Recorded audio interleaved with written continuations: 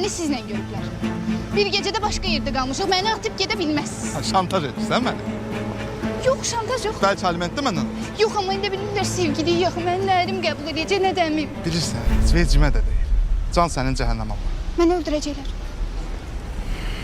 Yasa gələcəm.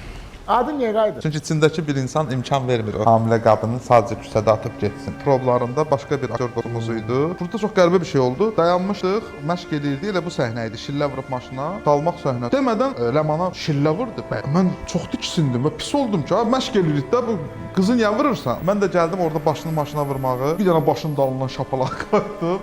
Səhnəni oynadıq, sonra qucaqlatıb barışdıq. Həmin aktyorla dostluğumuz var. Ziya! Ziya! Ziya, qurban! Hocam! Gel buraya!